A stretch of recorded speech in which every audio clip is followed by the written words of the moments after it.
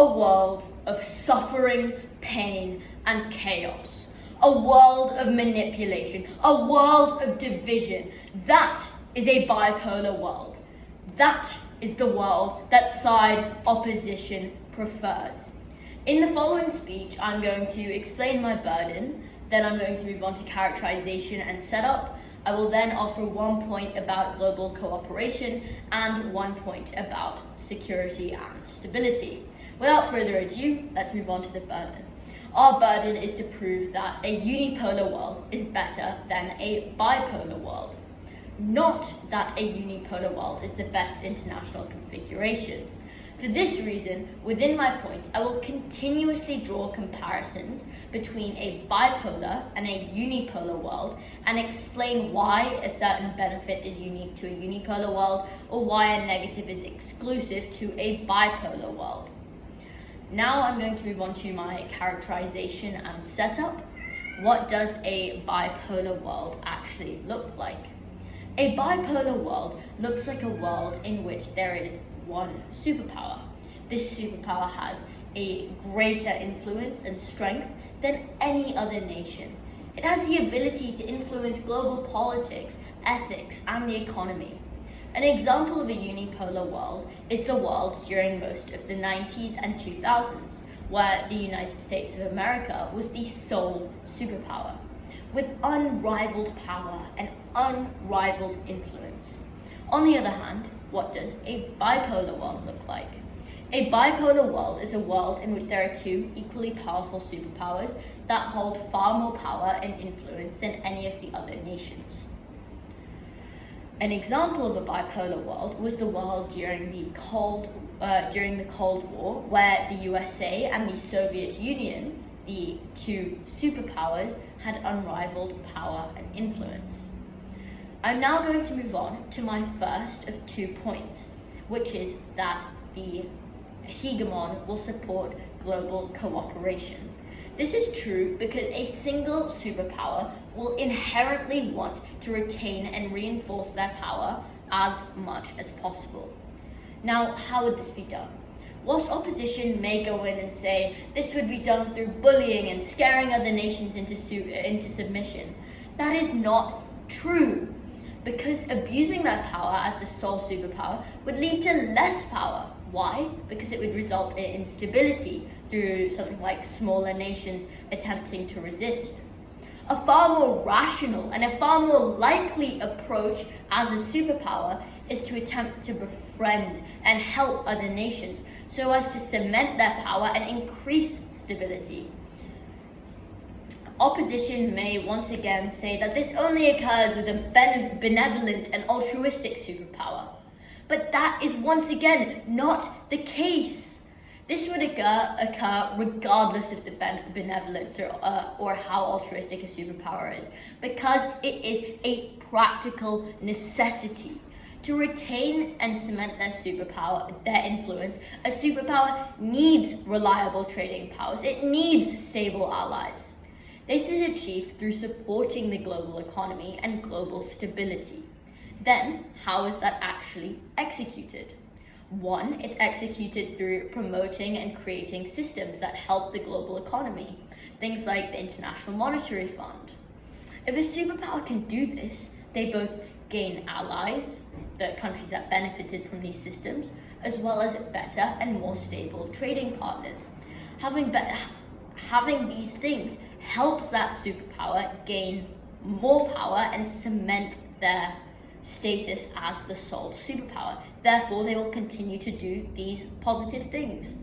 Furthermore, to increase global stability, a unipole would play an active role in solving global issues to humanity. This could look like disaster relief, attempting to stop wars, helping financially with countries that face natural disasters, even with helping the wider issue of climate change. All of these things are done so that the hegemon can be seen as a doer of good and a positive for the world. As we started this point by saying, the hegemon needs to be seen as this positive so that they can keep this power and control that this stability will bring them. And at the end of the day, regardless of the reason they're doing it, whether it's to maintain their power or whether there is luckily some altruistic government, it is a positive, and it is something that does inherently help society. And now onto the second part of my point, the counterfactual. This does not occur in a bipolar world.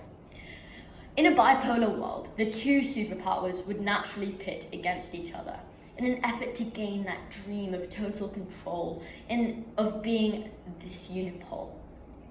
For example, the USA and Russia in the Cold War both wanted that control, that power that a sole power would get. Now, what does that lead to? That leads to them pitting against each other. The two powers would see the other power's failure as their success, and therefore, instead of boosting economies, which is present on our side of the house, they would try to block the other side's economic growth through things like tariffs and lack of free trade. Furthermore, instead of trying to come together to solve pressing issues that are facing humanity, they're more focused on one-upping and sabotaging each other, which leads to the neglect of pressing issues. This is the perfect segue onto my second point regarding safety and security.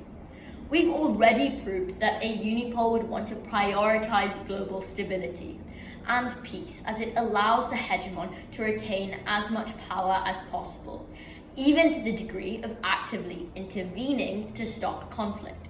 On the other hand, in opposition's world, the two hegemons would be the very center of conflict. Not only would they want to one-up each other economically, they would also be threatened by the other hegemon, resulting in two main things: arms races and proxy wars. Arms races, like the nuclear arms race, create a constant threat of destruction and violence that doesn't appear on our side. Instead of attracting the support of other nations through the promise of stability and peace, the hegemons on side opposition attract other nations through the promising of more and more weapons, through the promises of safety from the other side. Imagine a world so damaged and fragile that the concept of safety isn't based upon peace or stability, but by claiming to have one-upped the other hegemon with one more catastrophic weapon. This is not something that appears in a unipolar world. Even through observing the shift from the bipolar Cold War to the unipolar American 90s, you can see the disarmament and a period of far heightened peace in a unipolar world compared to the Cold War. Not only do horrible arms races appear in the world, preferred by side opposition, but proxy wars emerge.